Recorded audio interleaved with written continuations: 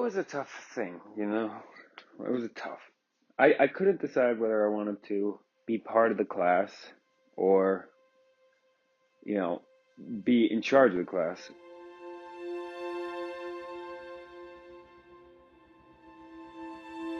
Granted, I'm a volunteer, so I couldn't really take charge. They didn't really, see me like that. It's the same as seeing a substitute teacher.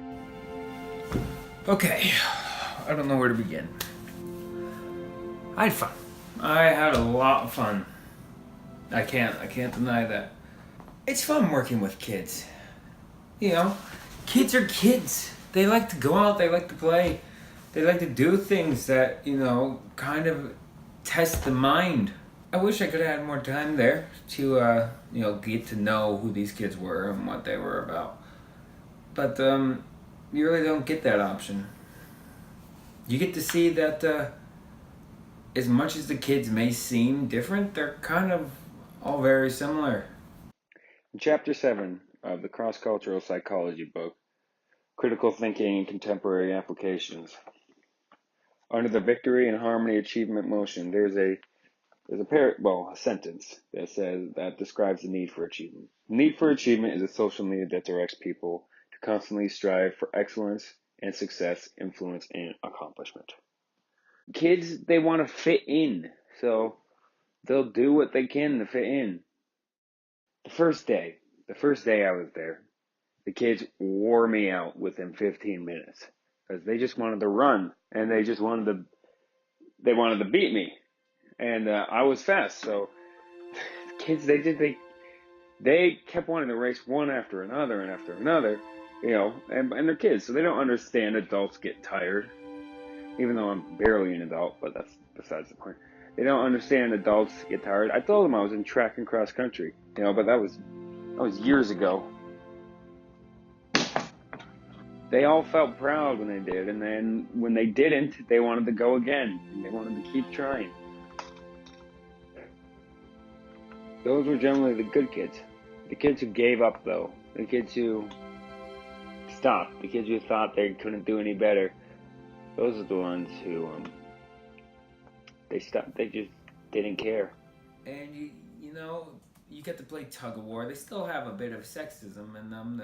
They think the boys are tough and the girls are not as tough, but that's kind of ingrained in TV.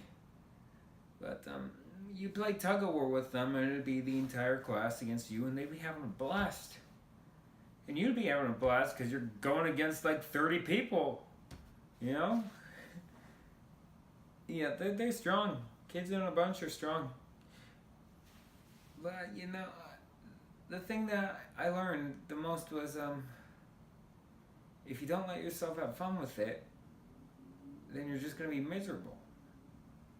My father works for elementary schools, and for years he was telling me how hard it was to teach. Now, it's a whole different world. The teachers don't run the school as much as the students do. And not per se the students exactly, but the students' parents run the school. And not in a good way.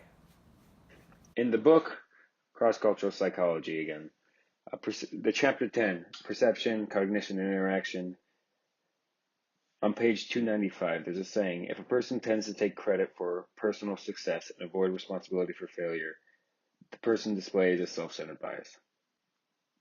That's all people do.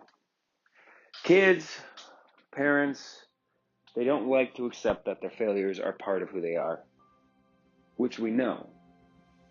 But the thing is, it's just accepting it's part of you. And we don't really teach that to kids. So just keep just enjoying it. It's not exactly the same though. I'm not a teacher. I was just there for a couple days. Well, they were happy to see me both times. And it was good to see them. Because, they're going to be our future. And as corny as that sounds, they are going to be the ones that actually change the world. For the better. And we're just gonna hope they can succeed.